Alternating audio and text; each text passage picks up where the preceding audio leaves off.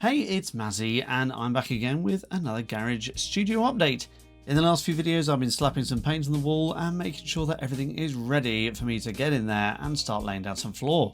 So first things first was to nip back down to the shop of many things and collect some of these fetching green foam pads. These are going to give the floorboards a little bit of a thermal layer and also give them something to rest on to stop any moisture or similar getting through. I've already sealed up the door into the garage and made sure that I use lots of sealant around this area because this is the space that I'm going to be walking in and out with muddy and wet shoes. I don't want any of the water on my shoes getting through the floorboards eventually after a few years and getting down to the button that I built all of this on. Fitting flooring like this is really easy. I'd really recommend anyone just giving it a try.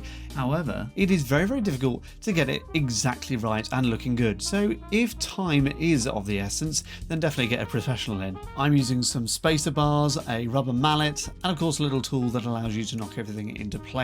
It's vital that you leave a little gap around the edge of the wall there. This is going to help in the future because these floorboards are going to expand and they're going to contract, so they're going to move around with the heat and with the cold. I didn't want to suddenly come in and find all the floorboards are separated out from each other. If you want to, you can even use a little bit of caulk to fill in that gap, so there's a little bit of a spongy layer, something for it to push up against. If you are going to attempt laying any kind of laminate flooring like this, I really recommend getting yourself the proper tools. So a laminate saw, for example. In the end, I just opted for using the circular saw that I had. I ended up finding the circular saw the most useful in this case. There was a lot of cutting to do to get everything down to the right size. And of course, I'm not the straightest of cutters, so it was a lot easier using a miter guide and a proper electric saw. Then I used some of this pre-painted architrave that I'm going to be putting around as a skirting, but also around the main door into the garage. The door that leads outside doesn't really need this, as it already has its own little archway. What I did do though was add a little bit of beading into the side here just to make sure that none of that moisture seeps in from any wet shoes that are coming in and out.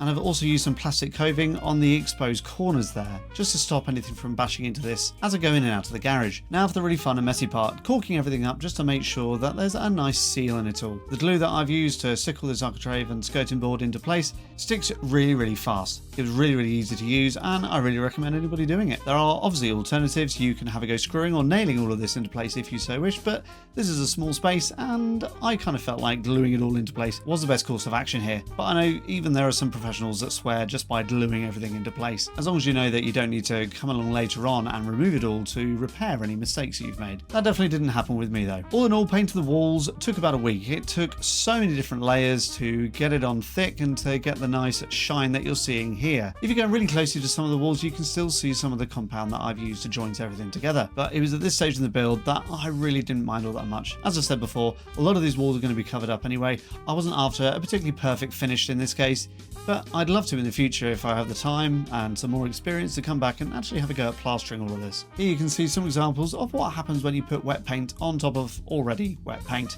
So that's all for this update. I've got the flooring and the skirting in, and now I need to make sure that I've updated my security a little bit. Getting a lock on the internal garage door just to make sure that there is some extra security coming in, and also getting some Ethernet in here. I've always had power in the garage ever since I moved into the property, but I've never really had a great internet speed, so now I need to use the coding that's under the ground for the consumer unit in the garage and shove some Ethernet wires in there. Thanks for stopping by, and I look forward to updating you on the rest.